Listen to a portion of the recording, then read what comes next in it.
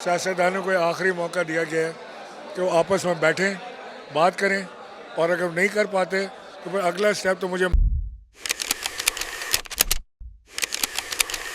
साबिक गवर्नर और पाकिस्तान तहरीक इंसाफ के मरकजी रहनुमा जनाब इमरान इस्माइल साहब हमारे साथ मौजूद हैं। जब आप लाहौर को या कराची को कंपैरिजन कर रहे हैं, क्योंकि आप कराची भी बड़ी गहरी नज़र रखते हैं और लाहौर में भी आपके काफ़ी रूट्स हैं, तो क्या समझते हैं कुछ फ़र्क नज़र आता है आपको? बड़े दुख के साथ कहना पड़ता है कि लाहौर का कराची से कंपैरिजन रहा नहीं है।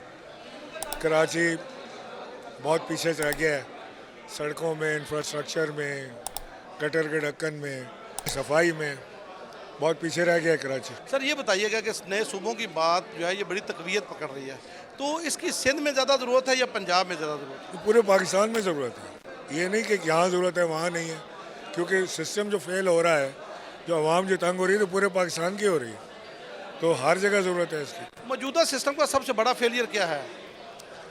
Bad governance, corruption, security failures और आवाम को महंगाई का तूफान। इमरान साहब, असल में जब ये लोग बात करते हैं, जो सिस्टम के बेनिफिशरी हैं वो इस सिस्टम पे तनकीद करते हैं, फिर लोगों को बात तमादी नहीं होनी चाहिए कि ये जो बेनिफिशरी ना हो तो फिर वो बात करे, जो इसके सबसे बड़े बेनिफिशरी हैं वो इस हवाले से बात करते हैं। सिस्टम के सबसे बड़े बेनिफिशरी खुद सियासतदान है। ये फॉर्म 47 पे आए हुए हैं, इससे बड़ा बेनिफिशरी कौन होगा इस सिस्टम का?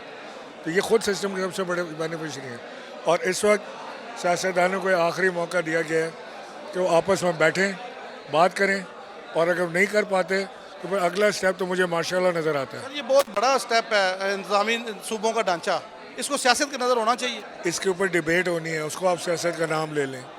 इसके ऊपर बहस व मुबाहिसा होना है, स्कूल कॉलेज यूनिवर्सिटीज़ में बात होनी है, आवाम को समझाना है कि इससे क्या फ़ायदा क्या नुकसान है।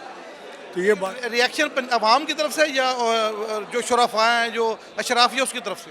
नहीं, ये आवाम की तरफ से तो रिएक्शन आया ही नहीं। रिएक्शन तो शराफिया का है, आप समझा आवाम को रहे हैं, रिएक्शन शराफिया का है, हम तो आवाम तक ही जा सकते हैं ना, तो आवाम से बात तो इनको फिर कैसे समझाएंगे? देखिए जब तक ये लोग नहीं मिल के बैठेंगे तो ये बात कैसे आगे? मेरी आपकी ज़बान नहीं समझेंगे, जिसकी ज़बान समझते हैं उससे समझ जाएंगे। वो इनको समझा लेंगे?